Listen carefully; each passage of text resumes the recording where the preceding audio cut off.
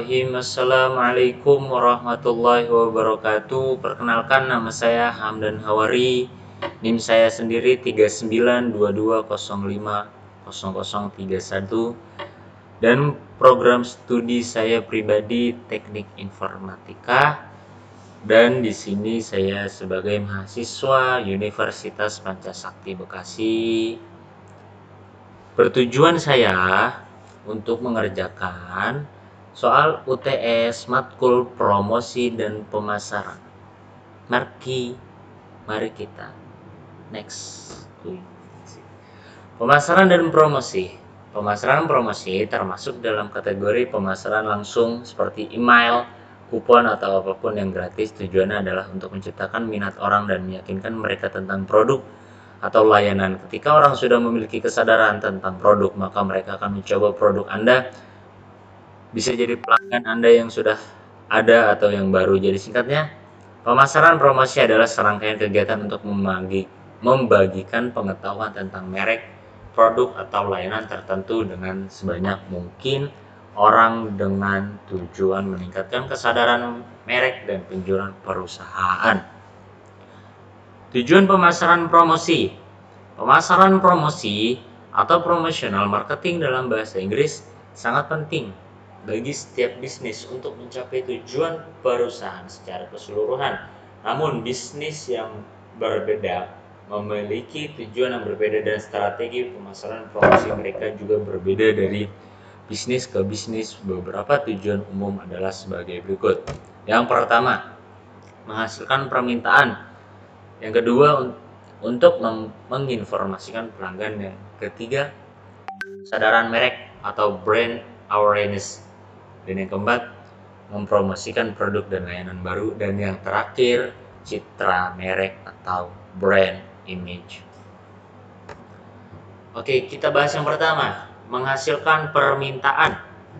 Tujuan utama setiap bisnis adalah memiliki permintaan akan produknya di pangsa pasar. Pemasar melakukan berbagai aktivitas untuk menciptakan keinginan di antara pelanggan, seperti iklan yang menarik, penjualan pribadi dan langsung.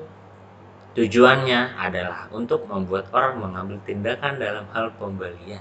Perusahaan menyoroti apa yang saja kebutuhan dan keinginan pelanggan dalam iklan mereka sehingga orang dapat berhubungan dengannya. Dan yang kedua, kita bahas untuk menginformasikan pelanggan. Tujuan lain dari pemasaran promosi adalah untuk menyebabkan kesadaran tentang produk dan layanan perusahaan, bisa berupa informasi tentang fitur, produk, desain, harga, spesifikasi, dan lain-lain. Karena orang yang berbeda membeli produk yang sama untuk alasan yang berbeda. Oleh karena itu, mereka mencari beberapa fitur, beberapa orang sadar harga, mereka mencari harga, orang yang sadar kualitas akan mencari kualitas material, dan beberapa lama itu akan berkelanjutan. Dan yang ketiga, kesadaran merek atau brand awareness. Ketika pelanggan membeli produk tertentu, maka perusahaan tidak hanya menjual produknya tetapi juga nama dan mereknya. Tidak masalah apakah produk itu besar atau kecil, akan selalu ada logo merek perusahaan di atasnya. Ketika seorang pelanggan menemukan produk tersebut, maka logo tersebut akan mengingatkannya tentang perusahaan tersebut. Mari kita bahas yang keempat, mempromosikan produk dan layanan baru. Ketika sebuah perusahaan meluncurkan produk atau layanan baru di pasar, maka perusahaan tersebut mempromosikan produk tersebut karena dua alasan. Yang pertama, mendatangkan pelanggan baru, dan yang kedua, mempertahankan dan menargetkan ulang pelanggan yang sudah ada. Pengiklan biasanya menambahkan dua pesan dalam kampanye iklan mereka. Bagaimana produk akan membantu Anda membuat hidup Anda lebih mudah bagi pelanggan baru, dan juga menyoroti fitur-fitur barunya untuk menargetkan ulang pelanggan yang ada untuk mencoba versi baru. Yang terakhir, citra merek atau brand image. Semua kegiatan promosi yang dilakukan perusahaan seperti iklan, papan reklam, pamflet, penjualan pribadi dan langsung, tujuannya untuk menjaga dan meningkatkan nama, citra, dan reputasi perusahaan. Perusahaan seperti Samsung, Honda, Sony, dan Philips ialah mereka perusahaan multinasional yang berhasil mempertahankan citra merek atau brand image mereka selama bertahun-tahun. Mereka konsisten dengan strategi promosi mereka dan menjangkau pelanggan di seluruh dunia.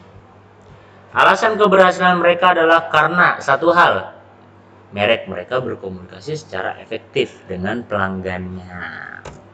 Baik, terima kasih yang sudah menonton dan yang sudah mampir. Jangan lupa like, subscribe, and comment. Oke, cukup sekian dari saya Hamdan Hawari. Aku lakum syukron. Wassalamualaikum warahmatullahi wabarakatuh.